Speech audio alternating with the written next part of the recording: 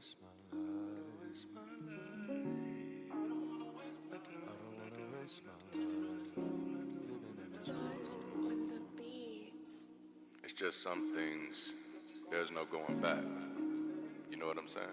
jwoodbeats.com. Yeah, I'm not the one with the issues. I hear you, now here is your tissue. If I'm moving too fast, I might have to dismiss you. And it's really too bad, cause I really will miss you. But I'm not the one with the issues. I left him at church when I made it official. I murdered the curse with my own benediction. Left God in the dirt, call it death of the fiction. Superstition will be served in eviction. Competition will be left in the ditch.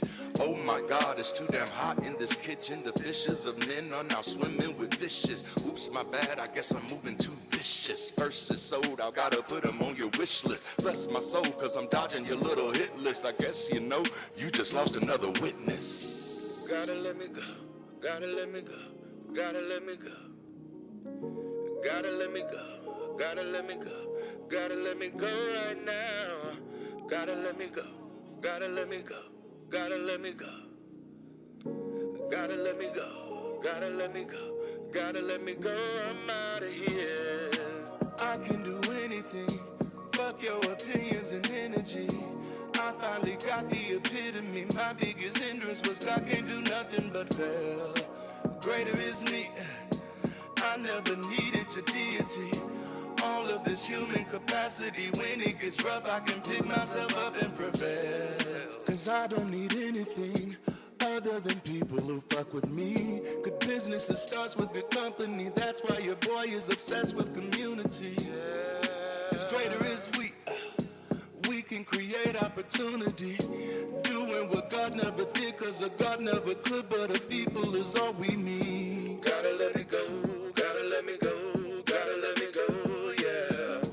Gotta let me go, gotta let me go, gotta let me go right now. Gotta let me go, gotta let me go, gotta let me go, yeah. Gotta let me go, gotta let me go, gotta let me go, I'm out of here. Let me go, I'm out of here. Let me go, I'm out of here. Let me go, I'm out of here. And everyone to our Sunday session sabbatical series. Now, most of you, we'll start that over. Now, remember, we can't be doing that too much.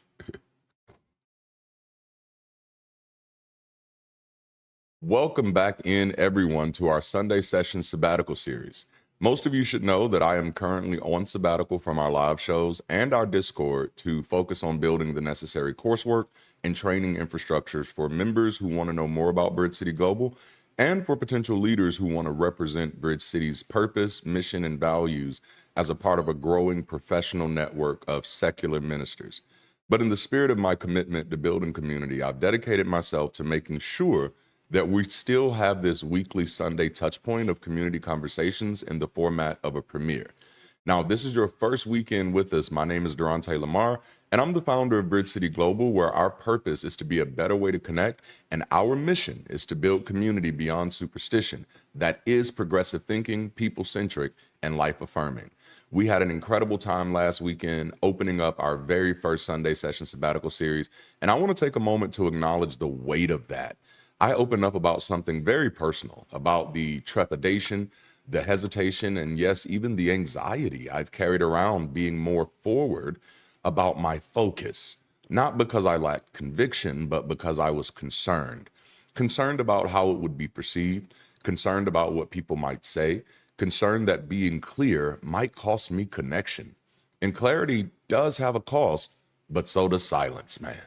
Yeah, being clear about what you're here to do, being clear about your mission, your message, and your methodology. Yeah, man, it does have a cost. Some people are not going to like it. Some people are not going to get it. Some people are not going to agree with it. And yes, that is a cost, but I tell you what costs a lot more than that, and that's our silence, our unwillingness, our hesitation to step up and to speak up and to be heard and to be visible and to be seen and to be counted. And, you know, at some point, you got to be okay being you. I get it. Everybody won't agree with the vision that I have for Bridge City Global. I get it. Everybody won't agree with the vision that I have for DLDD World Group, but I guess that's why I have this vision. And so I don't need everybody else to get it, man. But I know that if I don't speak up, if I don't do the things that I feel burning on the inside of me, that there is a greater cost for my silence than there is for my clarity. And so I hope that by the end of last Sunday's conversation, it was clear that this sabbatical isn't about alienating anyone. It's about aligning with something deeper, something real, something necessary. This sabbatical series isn't a step back, man. It's a step further into purpose, further into intentionality, into the type of leadership that doesn't shrink to stay safe. Because if I'm asking us to build something bold, honest, and transformative, then I have to model what bold, honest, and transformative actually looks like. So I hope by the end of last Sunday's conversation, it was clear to everybody that by now, I'm beyond that. And by the way, that's the title of this weekend's conversation. So go ahead and tag someone in the chat and remind them that we're beyond that. Go ahead. Now, I'm watching you. I know I'm not live, but I could still see you. I'm creeping in the chat. Yeah, I creep. Yeah, go ahead and tag somebody and say, I'm beyond that. I think I'm beyond that. Last week we talked about, you know what, I think I like what I'm becoming. And this week we want to talk about being beyond that. Well, being what? Well, being beyond what? So let's talk about it. Our purpose as Bridge City Global is to be a better way to connect. And there's a lot to unpack in that, some of which we did last weekend, and so much more is unpacked in our Bridge City 101, How We Change the World course, which is free by the way. But our mission, and so many of you have heard me say it, is to build community beyond superstition. And of course, that's community that is progressive thinking, people-centric, and life-affirming. But the question is, what does it mean to build community beyond superstition? Now, it first and foremost means not needing superstition to be the reason for our existence. You know, you might have to go back in the playlist a little bit, but one of the very first series my wife and I did together on this channel, as far as for Sunday sessions, was called Thesis of Secular Community. And within that series, I shared something that I wrote almost a decade ago called It's the People, Stupid. And it was at a time when I was wrestling with just stepping away from ministry, just stepping away from pastoring, just stepping away from being a, 2-decade veteran believer, minister, pastor, apostle, prophet, all that jazz, and trying to figure out, like, what do I do now, while realizing that I still have this compelling compassion to help people, to reach people. And I'm like, why do I still have this passion if I don't believe in God anymore? And that actually ended up becoming a very critical question, a question that people bring to me all the time now. It's like, why do you still do this if you don't have a God, if you don't have a superstitious reason to reach people, if you don't have a religious reason to evangelize, if you don't have some angel or demon or deity that's compelling you to do these things? Why do you do these things? And I wrote it out and tried to make it as clear as possible for me. And some of y'all gonna feel it, and some of you already know where I'm going. For me, it's the people, stupid. Why do I do this? I don't need a God to do this. I don't need a superstition to do this. I just need 2 eyes. And you see, I got 4 of them, so I can see pretty clear that there is a need and I'm capable. Oh my God, that's good stuff right there. I see with my little eye, I spy with my little eye that there is a need. And when I see that need, I compare that need to my capacity. And I look at my capacity and I say, man, that's a need that I could meet. So why the hell would I sit on the sidelines when I know I got something that people could use to help move them forward? Can I talk to somebody real quick and say, you need to get in the game? What are you sitting on the sidelines for when you're carrying something, when you have the capacity for solutions, when then you have the capacity to offer support that there are people out there who desperately, I am teaching. I'm talking better than y'all responding right now. So no, I don't need superstition. I don't need superstition as a reason for my existence, nor do I need superstition to be a reason why I am compelled to do. So no, superstition is not the reason for my existence, but not only is superstition not the reason for life on earth, it's not the reason we gather, and it's not the reason we organize either. Contrary to popular belief, people don't gather because of superstition. Are y'all ready for this? Contrary to popular belief, people don't gather because of superstition. No, Big Mama was not going to church because of superstition. Superstition was the message, but it wasn't the methodology. People don't gather because of superstition. People gather because of survival. I hope somebody felt that right here. You out here living in a literal horror movie and trying to split up. No, baby. No, the first key to survival in a crisis, and somebody already know where I'm going here, is not to split up, but the squad up. You out here living in a whole horror movie. Come on, gang, let's split up. No, baby, this is the time to squad up. Superstition isn't the reason we gather. Survival is. Success is. Somebody better talk to me out there. I know it ain't live, but we still live. Are y'all feel me? I know it ain't live, but we still living. So what does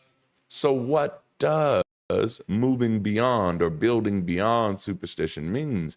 It means we stop waiting for miracles and start designing systems. It means we stop worshiping ideals and start embodying values. I often hear people say we should be doing this or we should be doing that. And my question is always, where is your proof of concept?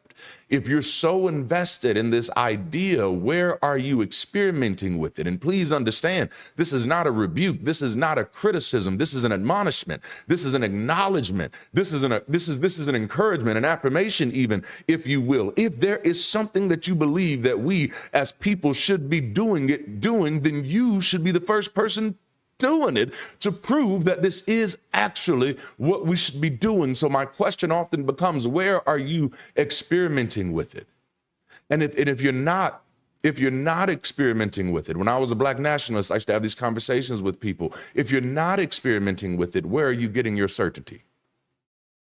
If you're not experimenting with these ideals that you claim this is what everybody should be doing, then you are still in the realm of speculation, which means this is just a product of your imagination. You have not went further, moved from that point of saying, okay, now I speculate that this could possibly be the best way forward. You've not taken that extra step and said, okay, now let me do some studying to see if anybody else has come up with this idea, because then maybe you'd see somebody else has modeled this idea, and then you can determine if they modeled it successfully, poorly, if there were variables that were at play that may not be at play for you. Those are the things that you have to walk through. I'm often curious to where do people get their certainty. This is why I'm such a beast at being able to unpack people's fallacies, because what I'm looking for is false certainty. Because if it sounds like speculation, there should be no certainty. If there has been no study, there should be no certainty. If there has been no hypothesis, there should be no certainty.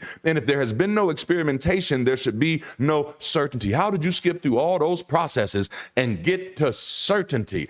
I've spent so much time in my former days as an activist, as a Black nationalist, with so many people who had ideals that they wanted to talk about, but nothing that they wanted to do. I came to tell you this weekend that, baby, I'm beyond that. And I wish I had about 15 to 25 folk who could feel your boy and said, yes, I'm beyond talking about it and not being about it. No, I'm not believing what flashback to last week, throwback to last weekend. I'm not believing, I'm becoming. Why can I speak with so much certainty about the things that I think that we should be doing? Because over the past year and a half, you have watched your boy experimenting with it. I'm beyond that. I'm beyond just talking about it. No, let's try some things. Let's become some things. So building community beyond superstition means we have to be just as committed to the method as we are the message, the work as we are the words. It means we stop clinging to inherited myths, not just about gods, but about us. Superstition isn't just about deities. It's about shortcuts. It's about false comfort masquerading as truth, often preventing us from operating at capacity. And many of us still carry secular superstitions that sabotage real progress in our personal lives and the communities that could exist in our cities. Many which have actively kept secular communities from intentionally organizing to make an actual difference. And so today, we're going to unpack a few of these secular superstitions that Bird City is building beyond. So the first one that I want to hit is a kind of a secularized savior complex. I've been talking about this likely ever since the campaign of last year, because I'm like, damn, so y'all just switched from waiting on God to waiting on government. Yep, I said it. That's what I said. There's a savior complex where instead of breaking free from dependency thinking, people just change the altar. They stop praying to gods and start placing hope in systems and figures as if those alone will be their source of rescue. And so we're going to name this Savior Syndrome and the Powerless Perspective. Leaving religion doesn't always mean leaving behind religious thinking. And I think many of us have already seen that. And some of us who will be honest with ourselves can say that, no, that's some wrestles we've had. If you're truly, and I hate to use the no true Scotsman or the no true atheist here or the no true deconvert or no true deconstruct, but if you're truly deconstructing and your deconstructing is about being as close to accurate and being as close to helpful and being as far away from harmful as possible, then you've likely wrestled with not just doctrine, but the afterbirth, the bathwater of religious thinking. So like I can remember certain times, especially a few years ago, realizing like, oh, damn, I still think it's appropriate for me to police what other people wear. I still think that my cultural superstitions I get to superimpose those on other people and define that as appropriate. Now, who does she think she is wearing that? What type of attention is she asking for? So many of us leave religion and still don't let go of religious thinking. Many secular communities still carry the architecture of worship. They just update the names. They trade in God for government, Messiah for politician or party, salvation for policy reform. And the danger of that becomes then, if you don't vote for my Messiah, then we will never be saved. I'm going to be real honest with you right now. I don't give a damn who you vote for. I don't give a damn who gets voted in or who doesn't get voted in. I'm still going to see about me. I'm still going to take care of mine. I'm still going to stand up for what's right. Oh my goodness. One of the things that I'm so terrified of, and I'll be honest with you, this, oh my goodness, is probably going to be the most transparent or vulnerable I've been in a Sunday session. But I'll be honest with you, much of the talk I've heard in the secular community has made me want to separate myself from it, because it sounds like a lot of people who have no plans of actually standing up against unjust laws. Just people who have plans of telling you that unfair stuff is coming and there's nothing you can do about it. What the fuck kind of message is that?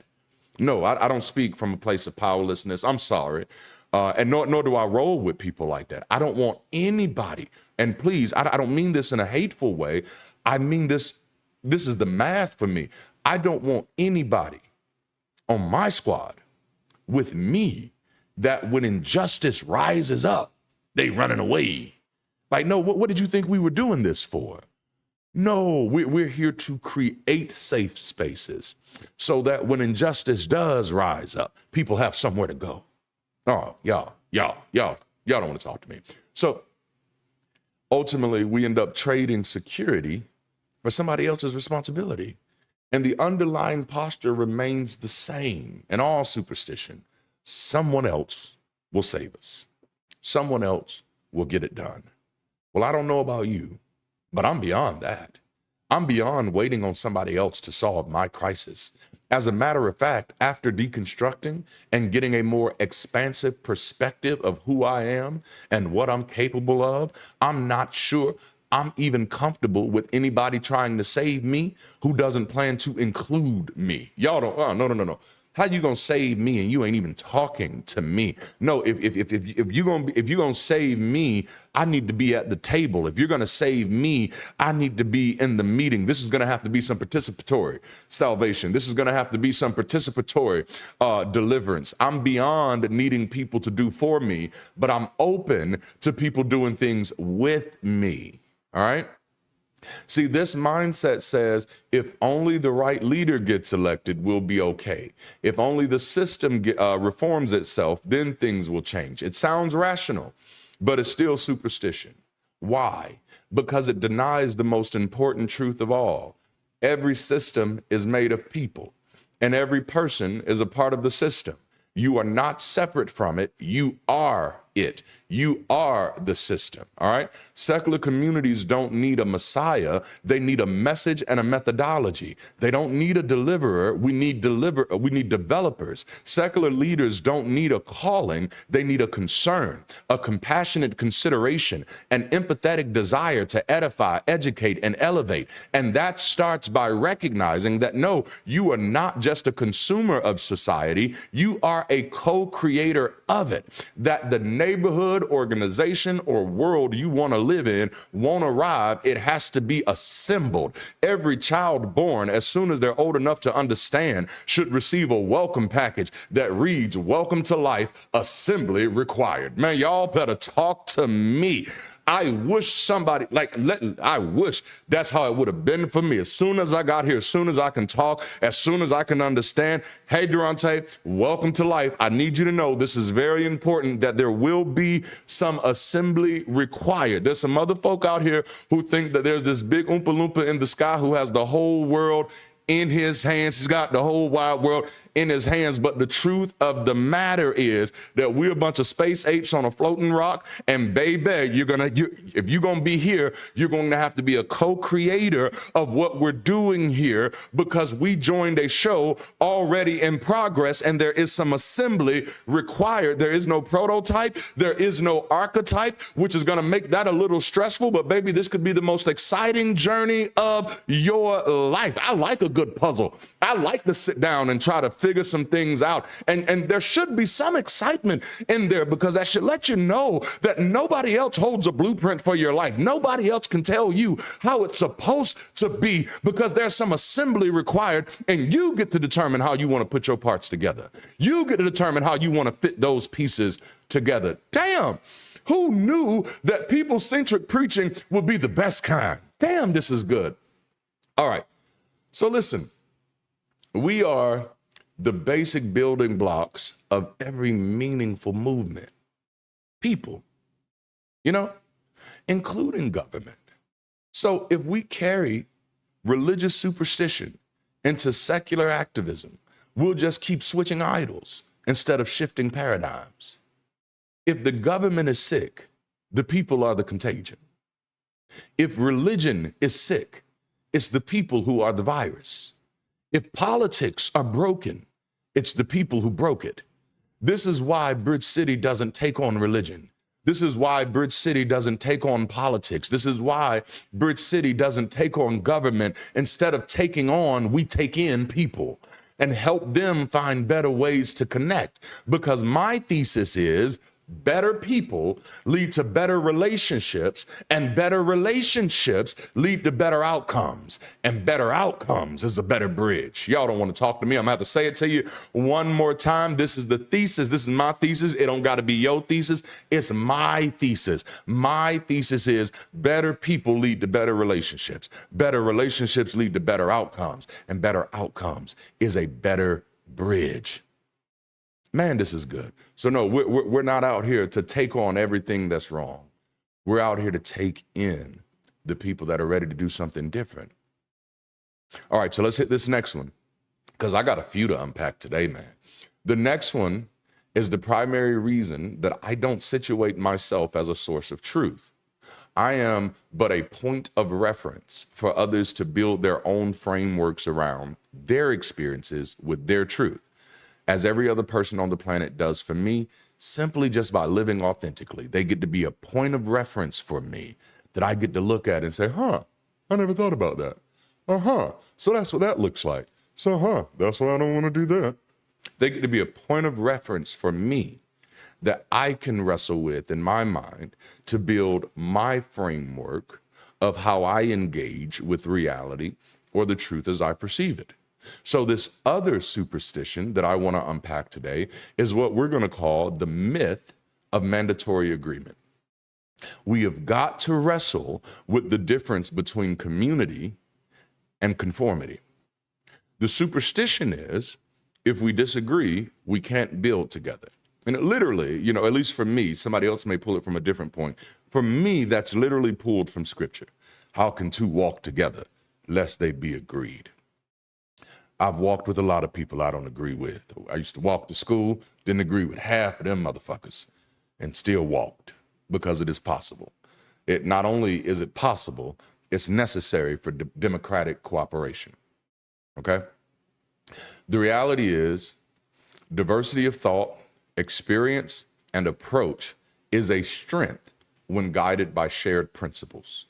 We are not here to police each other into agreement on every minor detail of life. That's not community. That's compliance. That's conformity. And it's often a holdover from high control environments, religious or otherwise, where compliance mattered more than conviction. In superstition-based communities, agreement is moralized. Disagreement is deviance, doubt is disloyalty, and the pressure to say the right things often outweighs the value of being honest.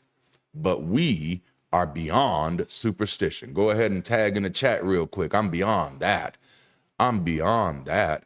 Real community acknowledges a multiplicity of lived experiences, a variety of human expectations, and the diversity of individual education, temperament, and trauma, which means disagreement is not dysfunction. It's the natural friction of real humans trying to do something meaningful together. Anytime you're working with people, there's going to be disagreement. And what I'd really want to help this community with, and this is why we did a whole 4-week conversation series called Disagreement Therapy, because I think we've gotten so caught up in debate culture that we don't know the difference between a debate and a disagreement. You know what I'm saying? Like, why are you debating with people you love about shit that doesn't mean anything, about stuff that has no utility? Why are you turning every conversation in your life into a debate? Why are you treating people in your life like we have to be 100% in alignment or everything falls apart? No. I'm beyond being shocked when people disagree with me. I'm beyond being shocked when people have a different worldview than I have. Well, they lived a different life than I lived. They had different parents than I had, lived in a different neighborhood than I lived. For me to be shocked is for me to be dismissive. I'm beyond being shocked when people prioritize different things than I would prioritize. Every disagreement doesn't have to be a freaking detour. You know what I'm saying? I had somebody this week leave my Discord because they disagreed with me. And I'm like, that's fine. And I guess people are so used to it. They're so used to people catering to, well, I don't like that. Oh, I don't give a damn. Because as y'all know, I've told you, I don't exist for you. My thoughts are my thoughts. You don't have to like my thoughts. Trust me, I don't like your thoughts. I don't.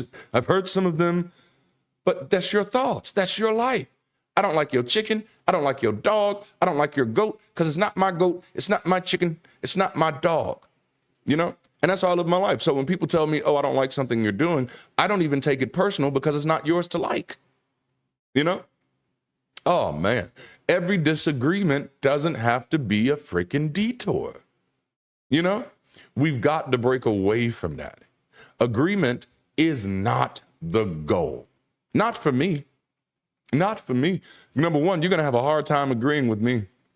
You're going to have a hard time agreeing with me. Some of our goals are going to be in conflict. Some of our priorities are going to be in conflict. I lived my whole life being shaped majority by having to live in the South as a highly intelligent African American who's now an atheist. Oh no, there's no way in the world I could be living in Alabama and expecting that everybody I come across is going to agree with me. But agreement is not even the goal. Cooperation is. right? We don't gather to prove we believe all the same things. We gather because we're trying to build something better. Agreement has its place, especially around shared goals, values, or strategies. But the need for agreement on things of no utility or purpose, that's not about building trust. It's about managing anxiety. It's about trying to control each other into safety. And I'm telling you, it doesn't work, because true safety isn't control. It's commitment despite difference. And true community isn't perfect alignment. It's persistent collaboration. This pressure for collective agreement also seems to have some roots in the superstition of perfection. I think about that every time I'm tempted to demonize someone I disagree with, especially if I firmly disagree with them. If I'm like, now what? Nah, bro, that's just, yeah, okay, nope. I could be tempted to demonize them because their worldview is so far removed from mine, you know? But the reality is, even if I am 100% objectively correct and they are 100% objectively wrong, the expectation for every random human I meet to have a perfect understanding of a world in which perfection has not been demonstrated to exist is a toxic trajectory. It is a world where we trap people into their moments. It is a world where we do not give people permission to grow. And the thing is, if we acknowledge that there is no perfection, if we acknowledge that perfection does not exist, that it is a mythology, if we acknowledge that people are growing, then we also have to acknowledge that all of us has a yesterday where we were stupid. And if anybody trapped our whole identity into the day that we were stupid, there would be no growth.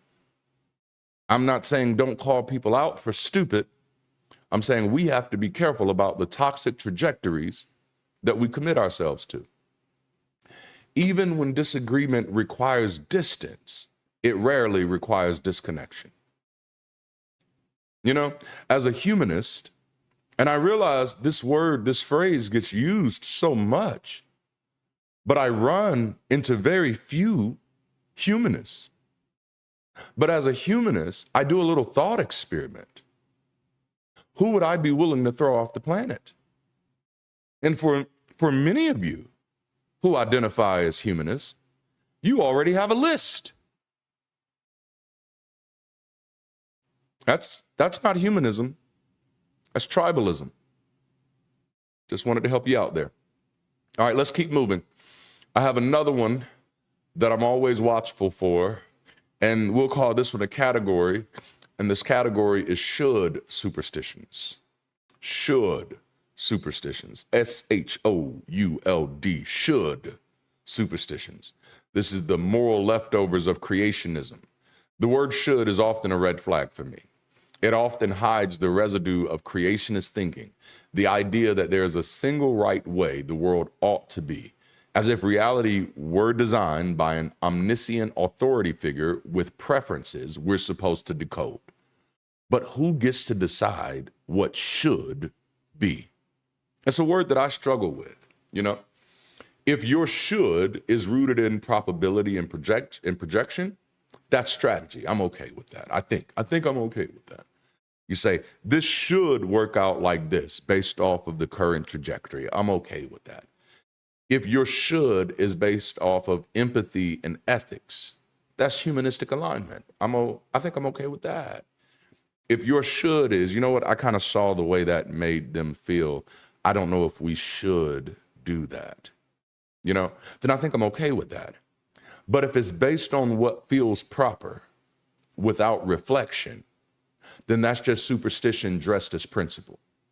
When I deconverted, I stopped asking what should be and started asking what could be, because possibility is more powerful than propriety. And designing a better world starts not with divine mandates, but with collective imagination and effort grounded in reality, you know? If we're going to build a better future, secular people-centered and grounded, we have to develop a new skill. I call it real-time realism. You will hear me saying it every now and then. I'm learning how to update my realism in real time. Not the kind of realism that's rigid and cynical, but the kind that constantly updates in response to evidence, impact, and environment. Too many of us are running outdated operating systems, still reacting to today's problems with yesterday's misinformation, still clinging to shoulds we inherited instead of investigating what's now true, still seeking moral certainty instead of building moral capacity. If your worldview can't adapt, it can't evolve. And if it can't evolve, it can't build anything better. This is some good conversation today. Have you shared this yet?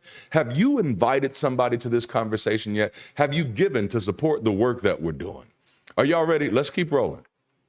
This next one is heavy, but I think it'll be helpful. And it took me a while to figure out how I wanted to phrase this, but we're going to call this spiritual avoidance and the misdiagnosis of meaning. Spiritual avoidance and the misdiagnosis of meaning. Why secular spaces feel empty for some. This is I told you, I struggled with this one because this one's a little heavy. This is the communal effervescence misattribution problem. Now, I'm drawing from Emil Durkheim, who's somewhat the father of sociology in many ways. This captures how the energy of collective human gatherings is mistaken as divine presence and then left unclaimed by secular communities. Here's the problem in plain terms. Secular communities often dismiss what religion calls spiritual without realizing it was often just social all along.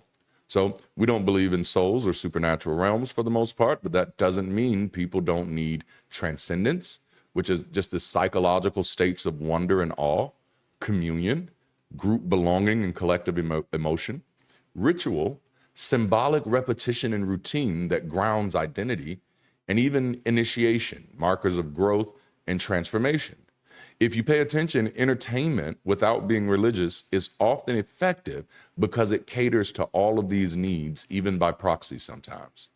These aren't spiritual needs, they're psychosocial needs, and they're as real as hunger or sleep.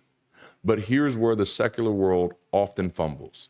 By refusing to name or meet these needs, we send people back to the very institutions we left, not because they believe in superstition, but because they crave connection.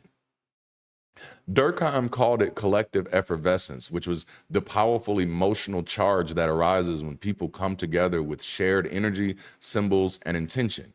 It's the rush at a concert, the goosebumps in a protest, the catharsis in a shared ritual. And we've seen what it does to brains. You have synchronized neural patterns, elevated dopamine, and even reduced social isolation. Churches did not invent that. They just learned how to harness it. Secular communities can not only meet those needs, but can do so in a way that is better informed and that's actually better supported, but only if we're willing to stop pretending that these needs don't exist and that these realities don't exist. We've created a false divide between spiritual and social. The assumption that religious spaces only meet spiritual needs. This assumption that spiritual needs don't exist leads to the neglect of the very real social and psychological architecture that holds people together. The result then is alienation, fragmentation, which is, I like what y'all say, but it doesn't feel like anything. Man, I'm talking better than y'all responding right now. So and this is why, again, I struggled with terming this. It's like, no, this is spiritual avoidance because we're so afraid of woo. And it's really like we could probably highlight one of the major problems of the secular community right now is avoidance.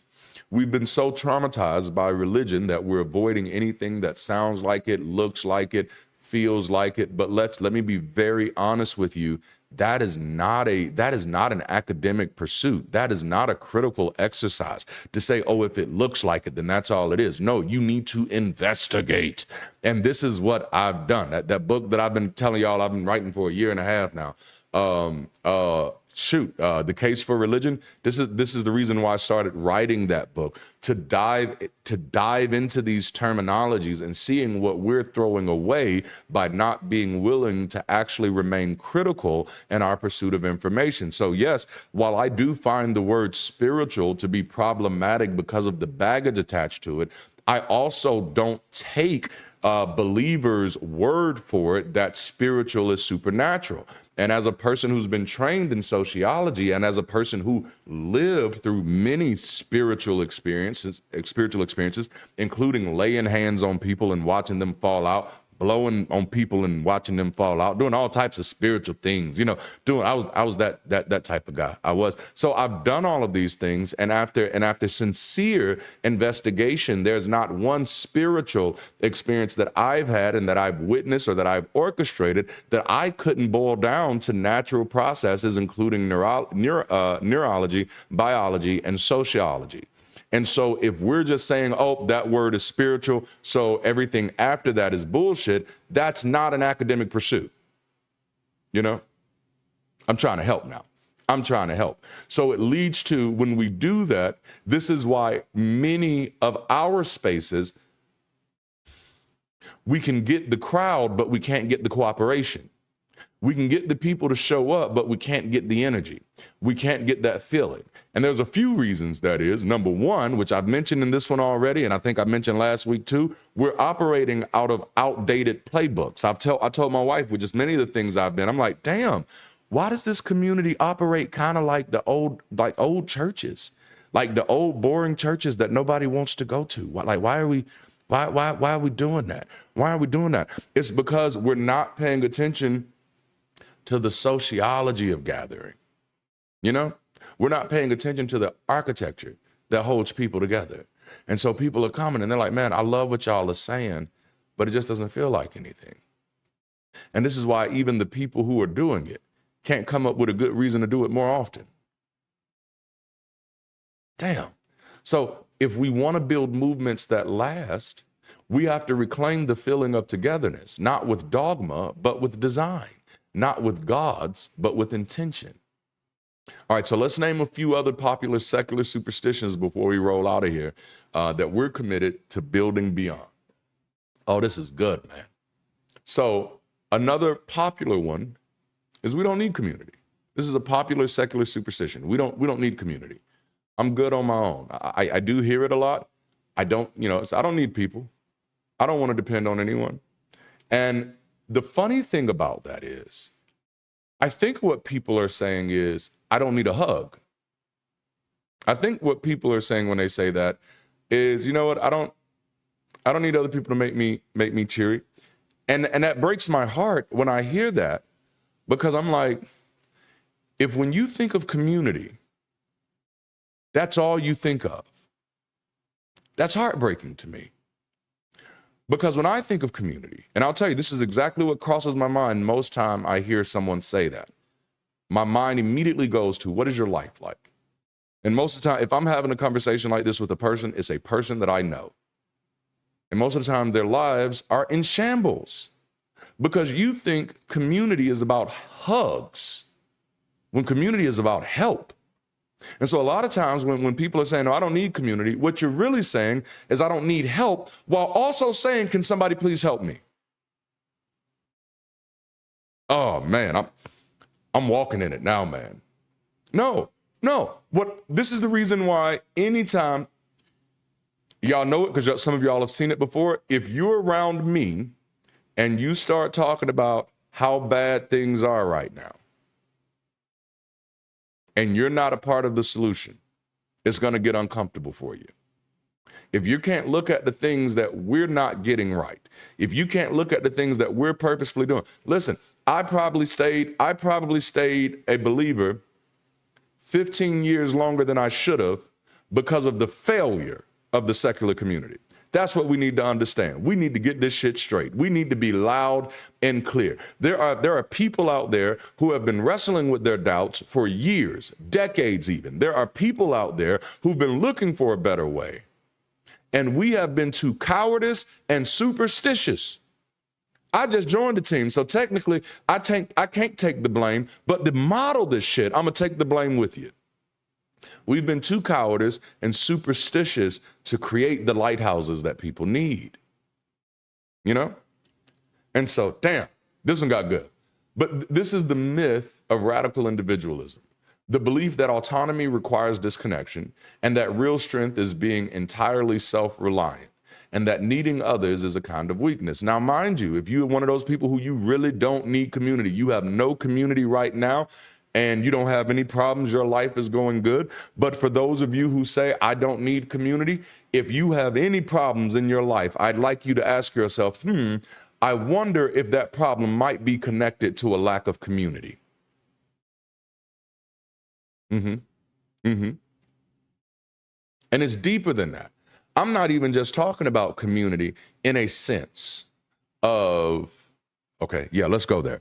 I'm not just talking about community in a sense of somewhere I go or just things that I do. What's wrong with the community that I grew up in is that we didn't actually build community. And I'm talking about the one I grew up in, so I'm not speaking for all communities, but the one that I grew up in, we trained our children to work for other communities. We told them to go work for other communities. That's the evidence that you don't have a community. When you need a job, if there's nobody in your community that can hire you, you don't have a community, because community exists to create opportunity for the people who are connected to it. If you don't have opportunity, it's probably because you're neglecting community. My goodness.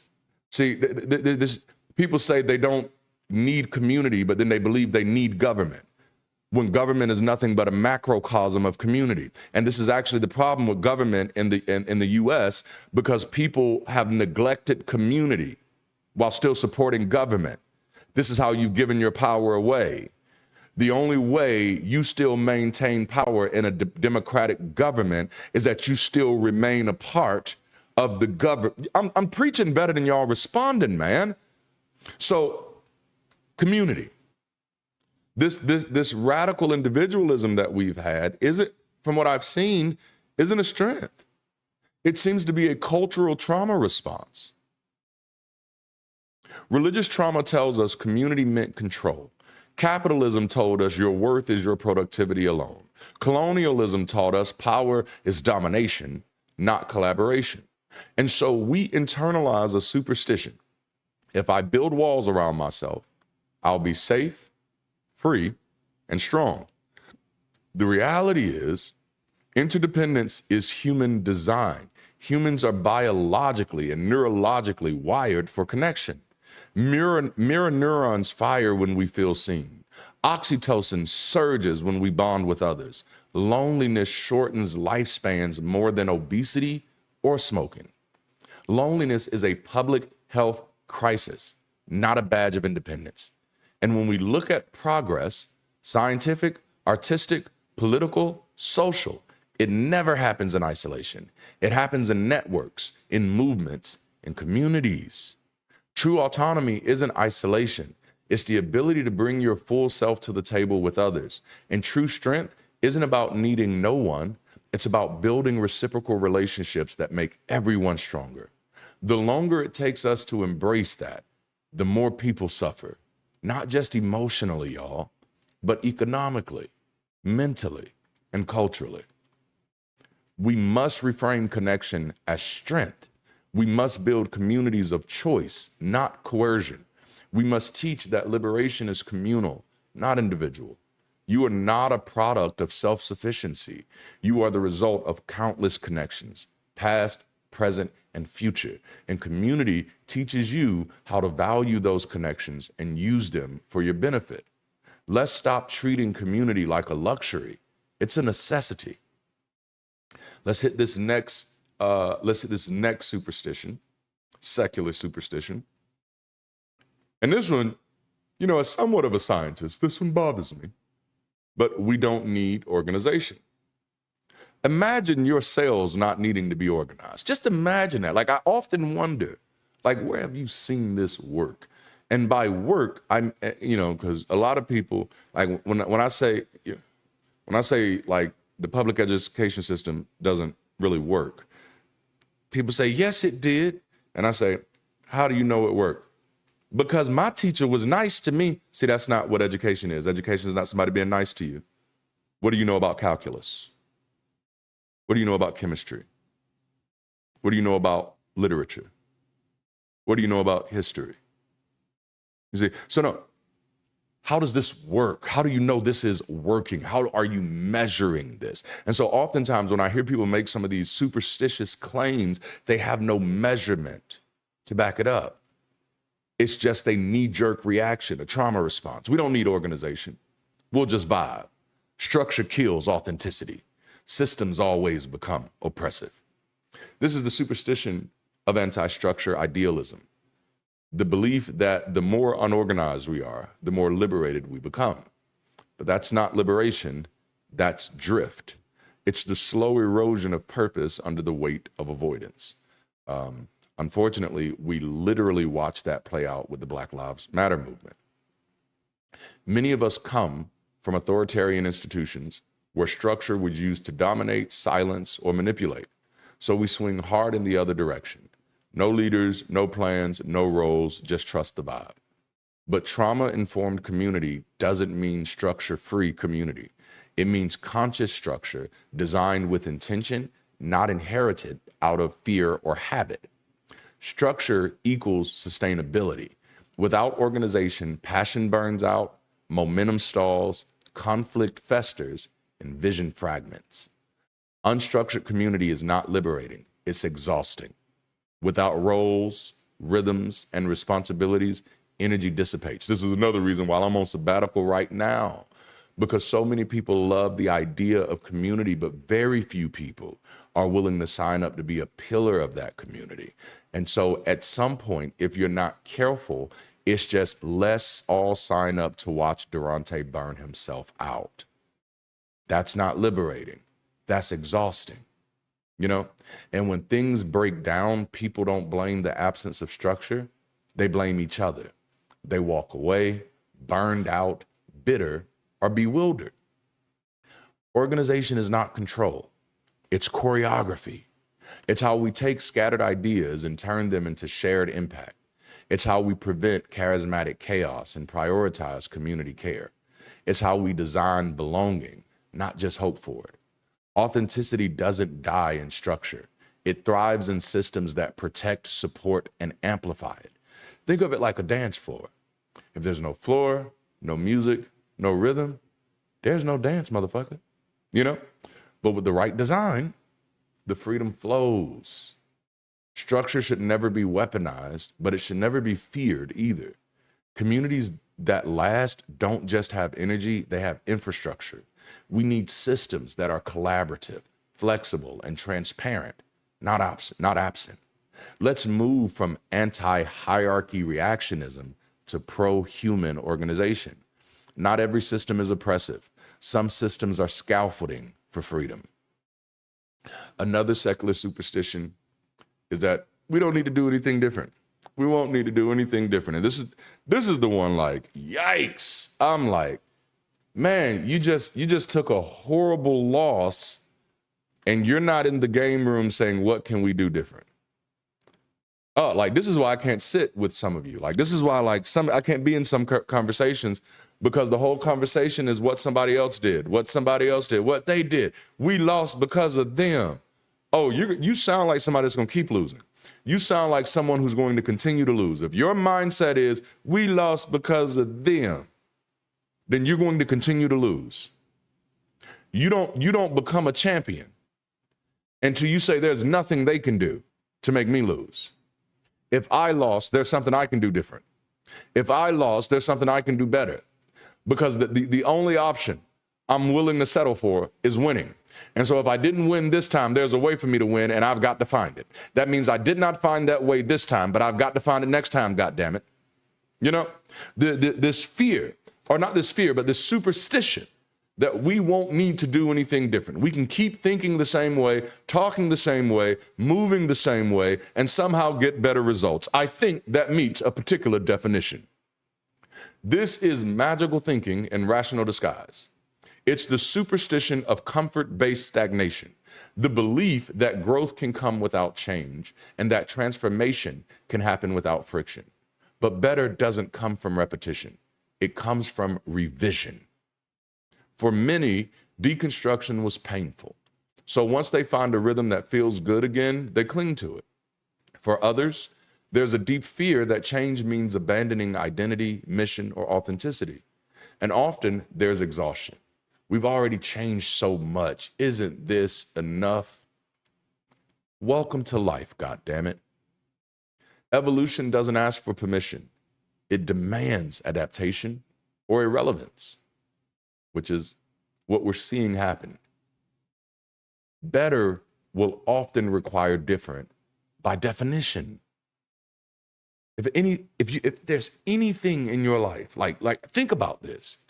If there's anything in your life and you're like, I wish this was better, aren't you at the same time simultaneously saying, I wish this was different? You see how that works? If I'm wanting better, then what I'm wanting is different. And so if better is what needs to be done, then different is what must be considered. Oh, this is good. Progress doesn't happen through preservation. It happens through iteration, through trying, adjusting, letting go, and building again. If the tools we use to survive aren't helping us thrive, they're overdue for upgrade. You know, if the tools you're using to survive aren't helping you thrive, it's time for an upgrade. A lot of times people don't because they're stuck in the should trap. I was stuck in that should trap up until 2017. So that's even 3 years after my deconversion. I was still stuck in the should trap. I shouldn't have to do that. It shouldn't be this hard. I shouldn't have to do this much. That's all superstition. You know? You're right, Darante. In a world where there is an omnipotent, omniscient, all-powerful being sitting on a throne, watching everything and controlling everything and has the whole world in his hands, you're right. You shouldn't have to do that. But in a world where you are a rising ape, there is no should. Because there's nobody controlling this shit. That's the illusion. And so if the tools you've been using should have worked, but haven't worked, it's time to upgrade. You can't build new kinds of communities with old assumptions. You can't create new impact with outdated methods. You can't solve tomorrow's problems with yesterday's posture. Evolving means letting go sometimes, and not just of bad things, but even of familiar things. Old language that no longer connects, habits that once protected but now prevent, strategies that once worked but now limit. The trap, we mistake familiarity for effectiveness. This is how we effectively misinformed an entire community to believing that it won, i.e. civil rights movement. We assume that because it feels known, it must still be right. But what's comfortable is not always what's capable. Change is not betrayal. It's maintenance for relevance. We can honor the past without living in it. The goal is not to repeat what worked, but to respond to what's needed. So let's release the superstition that sameness will save us. If we want something better, we must become something different. Okay? Oh, I got a few more. Y'all ready?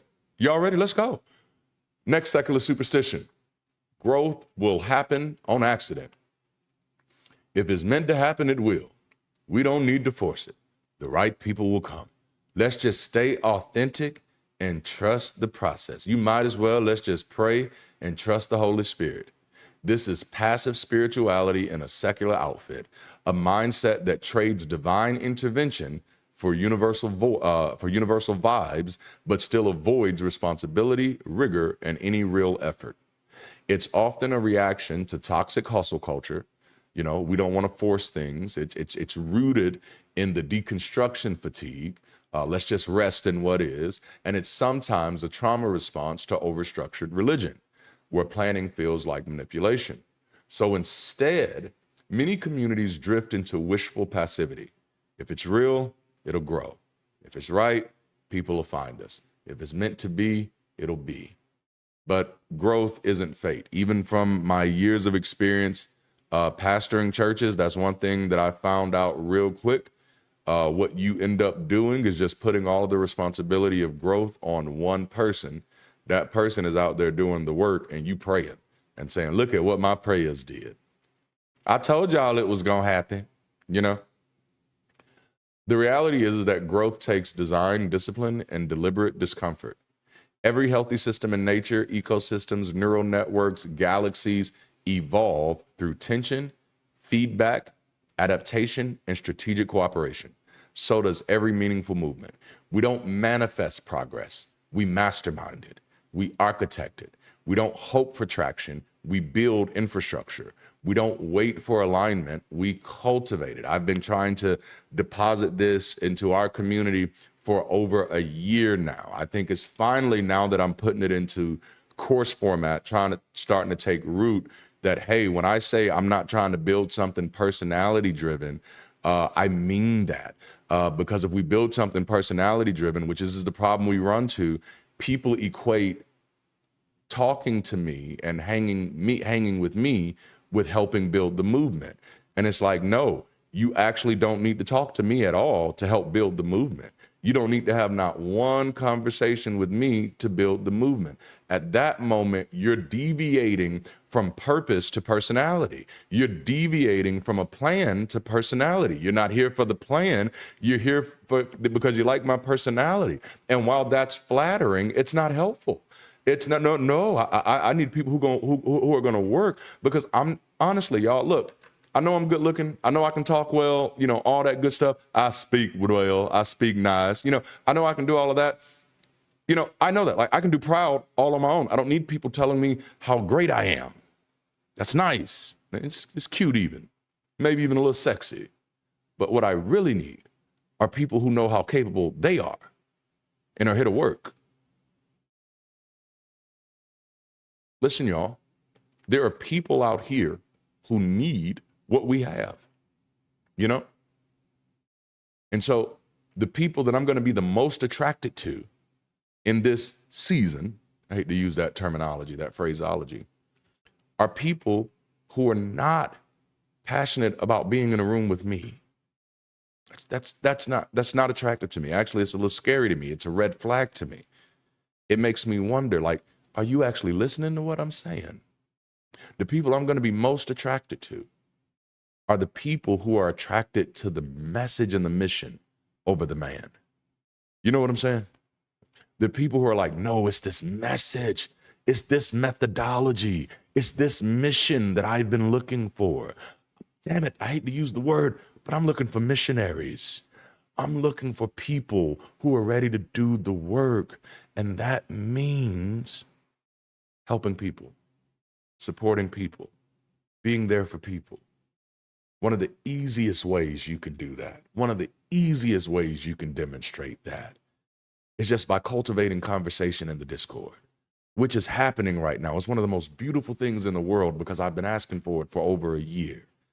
Like, letting everybody know that, listen, I don't have the time to do this.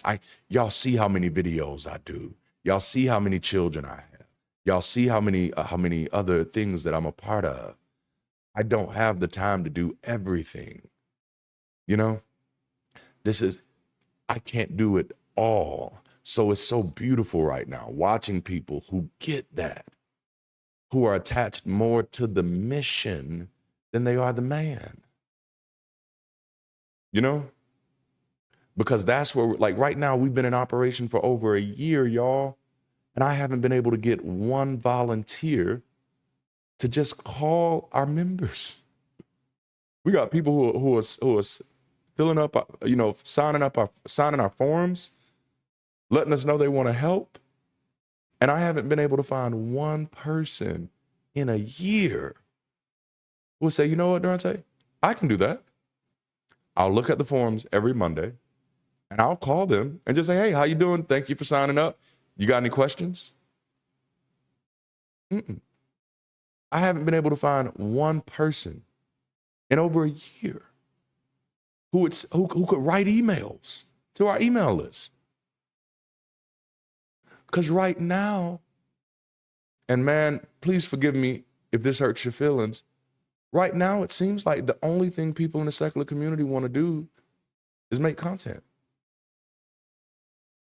And not even necessarily just helpful content. You know? When it comes to the work, that's the hardest thing to find. And before everybody starts saying, I'll do it, I'm sorry. That bridge has kind of been burnt a little bit. Because I've had to put on so many hats that I don't have time to interview anybody. I don't have time to onboard anybody. What I expected was, or what I hoped for better yet, was that after a year that we'd get people who started building and that's just not how it happened. Instead, more and more stuff just kept getting added to my plate. And eventually I said, okay, I got to change the way I'm approaching this. And this is when I said, okay, I'm going to have to take a sabbatical and I'm going to have to design these courses so that people know how to be able to come in. And so now anybody who wants to help, you have to go through. Like if you want to help Bridge City, you absolutely have to go through Bridge City 101, How We Change the World. I don't even consider you a member of Bridge City if you don't go through that course, because we're having to cultivate intentionality. You have no idea how many people, like, y'all, okay, damn, I'm gonna move on. But I sat at a meeting one day where somebody had been mentioning that they really wanted to help us and that they loved what we were doing and they loved all of the work and loved the mission. And then I get in a meeting and they say, I wanna help. And I'm like, great. And the first question they ask me is, so what is it that you're trying to do? You should have saw the look on my face. If they could have saw the look on my face. I was like, I've spent a whole year talking about what I'm trying to do. I thought that's what attracted you, that you knew what I was trying to do and you wanted to help. The red flag for me was you saw my numbers increasing. You've never actually engaged my content. That's why you don't know what I'm trying to do. All right. So growth doesn't happen to us. It happens because of us. All right.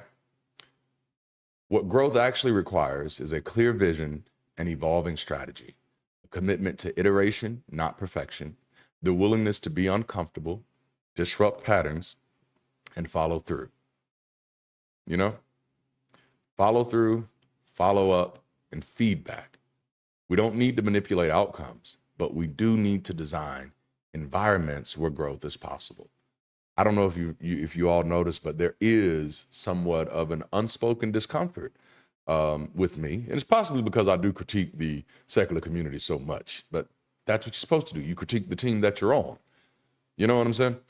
Because that's the only one you have any impact on. But there's this unspoken discomfort because I'm different.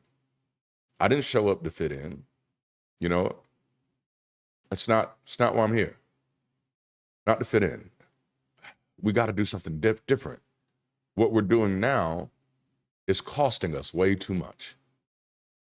So letting it flow doesn't mean or shouldn't mean letting it fall apart. And staying real doesn't mean staying reactive. And trusting the process only works if there's a process worth trusting. Growth isn't a gift, it's a discipline. It's not divine, it's not destined, it's deliberate. Another popular secular superstition is that good ideas don't need marketing. You know, if it's powerful, it'll speak for itself. I shouldn't have to promote truth. There's that should. You see that? People should just see it. This is the superstition of substance over everything. The belief that if something is good enough, deep enough, or true enough, it will succeed without visibility, storytelling, or strategy, which, just to add another S, that's just stupid. Here's the problem. If people can't find it, they can't follow it. If people can't feel it, they won't stay. This is a backlash against manipulative religious marketing. I don't want to sell anything. It's a rejection of capitalist branding culture. We're not a product. It's an association between marketing and dishonesty. If we promote it, We're faking it. But marketing isn't about tricking people. It's about inviting them into something real. Presentation isn't deception. It's translation. It's how you make your values legible. When somebody cooks your chicken, you don't feel like they manipulating your chicken. They're making that chicken more edible for you, okay?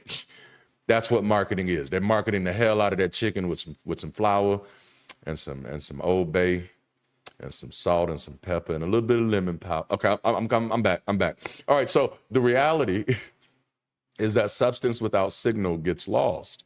You can have the most revolutionary idea and still be ignored. You can offer the most healing space and still be invisible. You can articulate truth, but if no one hears it, who did it free? We are surrounded by noise, and good ideas don't pierce that noise on their own. They need clarity, consistency, and creativity. Marketing is not the enemy of meaning. It's its megaphone. Sunday sessions are our way of marketing humanity. Every Sunday, we're not just going live, we're marketing humanity, reintroducing people to themselves, their potential, and each other. Bridge City isn't just a message, it's a movement. And movements require language that resonates, frames that open people up, and pathways that invite participation. Marketing is how we bring the bridge to where people actually are, in their language, on their timeline, through their lens. If we believe in this, we have to be willing to speak it in public. If we want people to find it, we have to design how they'll arrive. If we want to move culture, we must meet it first. Let's remove the shame from being seen. Let's reject the myth that truth markets itself. Let's build what matters and show the world why it does. Bridge City isn't just for the convinced, it's for the curious.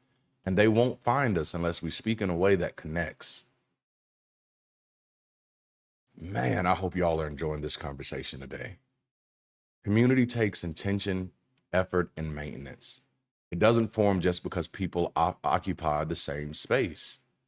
You know, the more I unpack superstitions, whether they're secular or supernatural, I often find the fear of incapacity hiding at the root.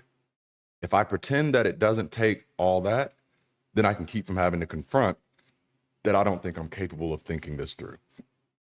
Often what shows up as laziness is a fear of incapacity. Superstition gives people an excuse not to have to try, so they don't have to wrestle with failure. This is likely the scariest part of community for secular individuals because it provides no certainty or guarantees. We will have to fail our way forward by intentionally paying attention to the needs, desires, and growth of our community and responding in real time with progress in our minds. Intention, decision-making, and the discipline to be developmentally responsible are all natural processes that are mandatory for community development. So no, it will not happen on its own. Another secular superstition is atheism is enough. I don't believe in God, so that should be all that matters. We don't need to replace religion with anything. Just not believing should be enough. This is the superstition of completion through rejection. The belief that because we've dismantled old ideas, we've automatically constructed new ones. But this belief is not a worldview. It's a door. And what happens after you walk through it is what defines your life. Many of us fought hard to escape belief systems that once defined everything: morality, meaning, identity, community. So when we finally reach the clarity of, I don't believe in that, it feels like arrival. But over time, a quiet emptiness sets in because absence is not architecture. Rejecting superstition is liberation. But liberation from something is only one half of freedom. The other half is choosing where to go next and who to become. We still have to build. The question becomes, what do we value? What does it mean to be good without gods? How do we grieve, grow, celebrate, and connect without mythology? What does a future look like that isn't haunted by our past? You can know what's not true and still not know what's worth living for. That's the unfinished business of secular spaces. And until we address it, atheism will remain a critique, but never build a culture.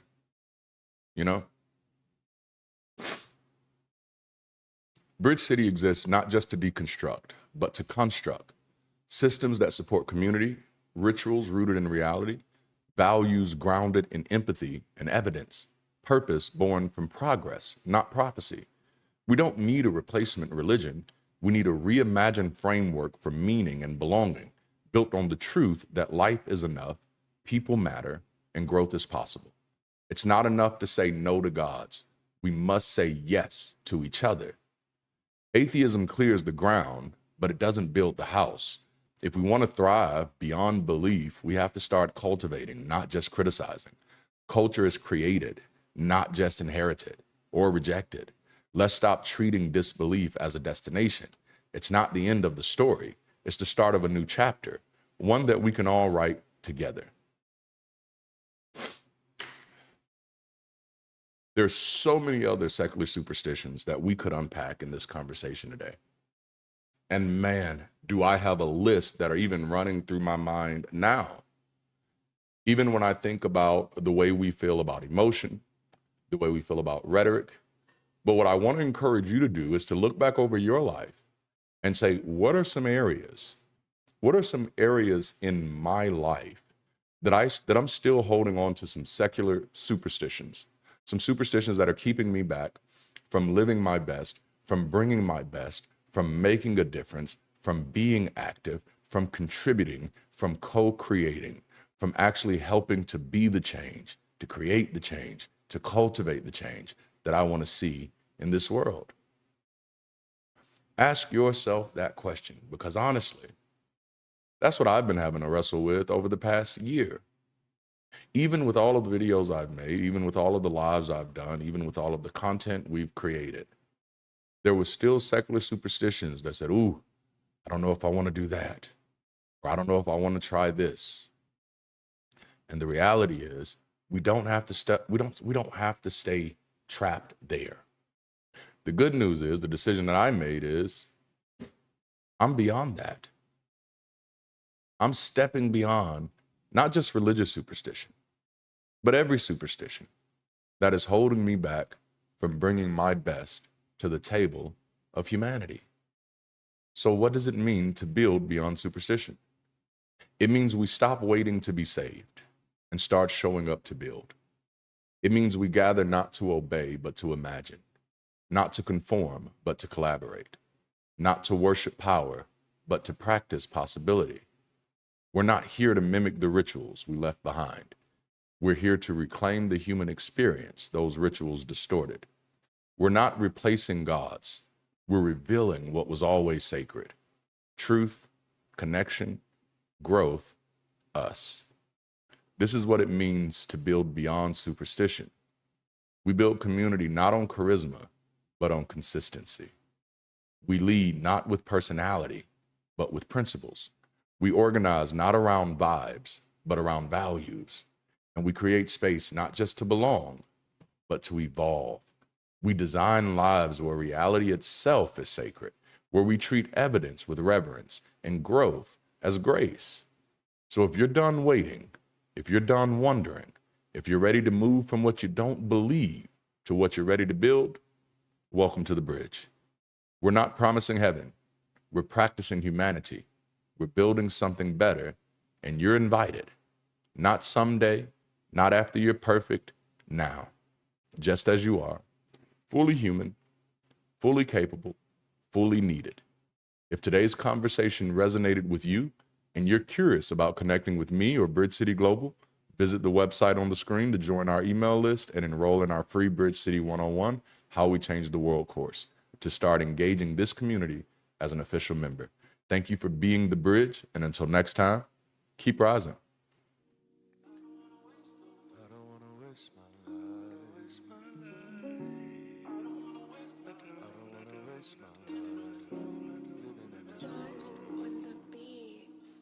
It's just some things, there's no going back. You know what I'm saying? jwoodbeats.com. Yeah. I'm not the one with the issues. I hear you. Now here is your tissue. If I'm moving too fast, I might have to dismiss you. And it's really too bad, cause I really will miss you. But I'm not the one with the issues. I left him at church when I made it official. I murdered the curse with my own benediction. Left God in the dirt, call it death of the fiction. Superstition will be served an eviction. Competition will be left in the ditch. Oh my God, it's too damn hot in this kitchen. The fishes of men are now swimming with fishes. Oops, my bad, I guess I'm moving too vicious. Verses sold, I gotta put them on your wish list. Bless my soul, cause I'm dodging your little hit list. I guess you know, you just lost another witness. Gotta let me go, gotta let me go, gotta let me go. Gotta let me go, gotta let me go, gotta let me go right now. Gotta let me go, gotta let me go, gotta let me go. Gotta let me go, gotta let me go, gotta let me go, I'm out of here. I can do anything, fuck your opinions and energy. I finally got the epitome. My biggest hindrance was God can't do nothing but fail. Greater is me, I never needed your deity. All of this human capacity, when it gets rough, I can pick myself up and prevail. Cause I don't need anything other than people who fuck with me. Good business, it starts with good company. That's why your boy is obsessed with community. Cause greater is we can create opportunity. Doing what God never did, cause a God never could, but a people is all we need. Gotta let me go, gotta let me go, gotta let me go, yeah. Gotta let me go, gotta let me go, gotta let me go right now. Gotta let me go, gotta let me go, gotta let me go, yeah. Gotta let me go, gotta let me go, gotta let me go, I'm out of here.